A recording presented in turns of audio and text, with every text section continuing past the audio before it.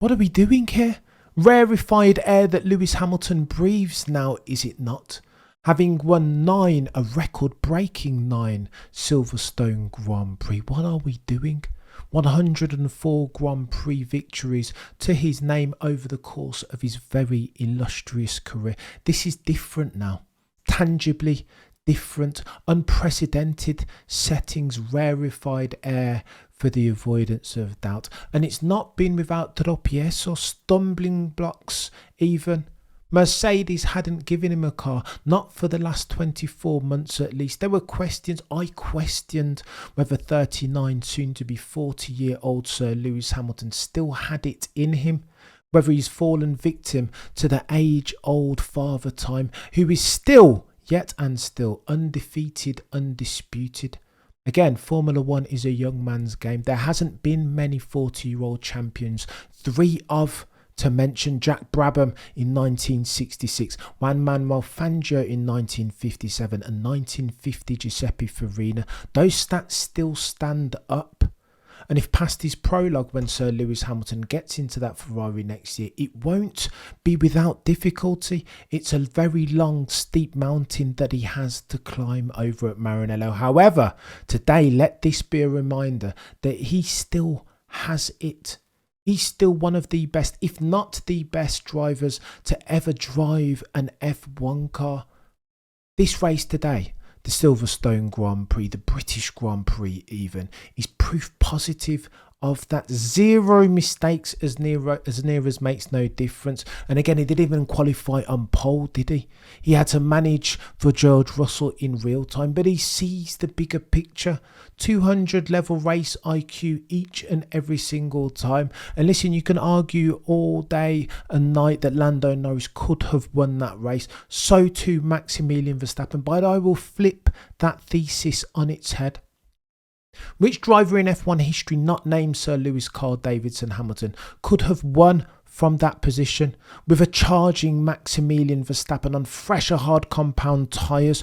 Who in F1 history could have fended off that trap, made it stick, yet and still earned himself 25 points? Oh wait, not many, if any, is the answer, because Lewis Hamilton is made of different stuff.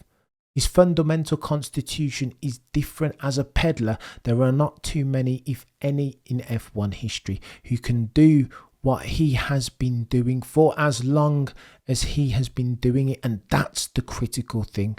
There are many F1 drivers who win one and go away, whose flame burns bright for a very short time, but then the motivation fades, does it not? They become interested in other things, starting a family, extracurricular activities, but the motivation to win other championships, to continue to build their legacy and achieve continued greatness and success wanes.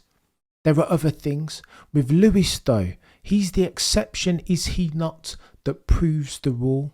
Peter Windsor says this each and every single time I speak to him, that the difference between Lewis and the rest is that excellence is something that you do every day for him. The others, they become uninterested.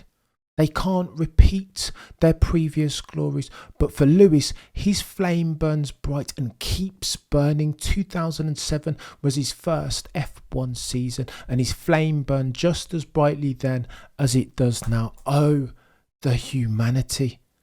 This Grand Prix was chaos. And listen, shout out to Formula One before I elucidate on Lewis Hamilton's greatness further. How do you like your Formula One? This was different, was it not? It was storied, it was friction, it was stakes. It was the return to prominence of the King Sir Lewis Hamilton. It was intra-team battles. It was the unfortunate, the racing gods turning their back on one George Russell, King George Russell of King's Lynn, Norfolk, first of his name. It was Charles Leclerc wrestling with the incompetence and the lack of operational infrastructure of his team Scuderia Ferrari. It was Carlos Sainz yet again sticking it to the heads of at the red team, making them know and regret their decision to get rid of him for one Sir Lewis. Oh, the humanity.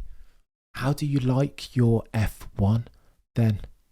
Sir Lewis has proven something that's more profound as well. That in and amongst all of the Red Bull shenanigans, that they have themselves a soft, vulnerable, operational underbelly. No longer is that car dominant. Lest we forget, Maximilian Verstappen has said there are two things that he needs to remain at that team to see out his contract through to 2028, being first, a dominant car, and second, a semblance of harmony. As at July 2024, you could make the argument that Maximilian Verstappen has neither of those two things. Oh, the humanity. So where do we go from here?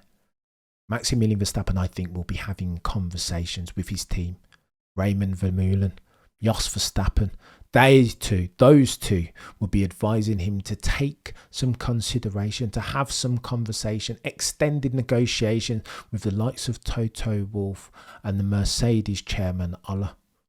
They will be having serious conversations in real time. And why would you not if you were Max Verstappen? He had no pace in the first stint of that race. The RB20 was not able to switch on its tyres. What are we doing? Oh, how the mighty have fallen. F1 is an ever-moving goalpost of a sports endeavour. And they have fallen quickly, have they not? Lest it fall from the memory that Christian Horner, only the other weekend during a team principal press conference, was boasting about how he has the best team, if not the fastest car. The racing gods, therefore, have turned their back on him.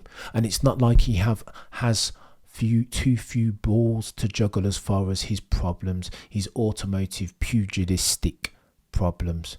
Checo Perez underperforming yet again, being outqualified by Logan Sargent for the 5th time career to date. What are we doing?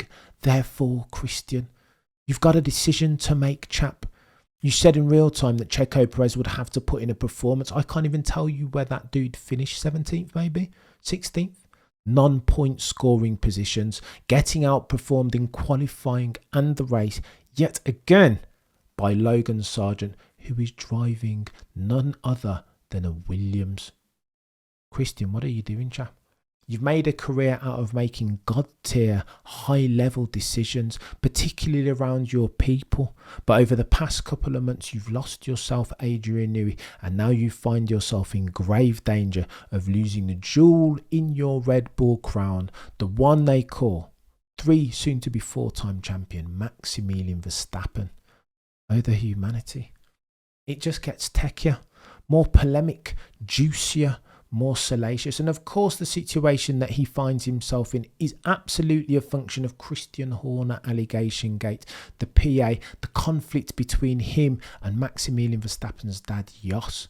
But he hasn't managed those things in tandem. It's proven too difficult for once. Christian Horner is a god-tier team principal and a pioneer indeed. Red Bull is the house that he built circa 2005, but now it's different. Times move on. There is such a thing as karmic justice, is it not? And you can't help but feel it is being meted out in real time to the one they call Christian Horner. Oh, the humanity. But I digress.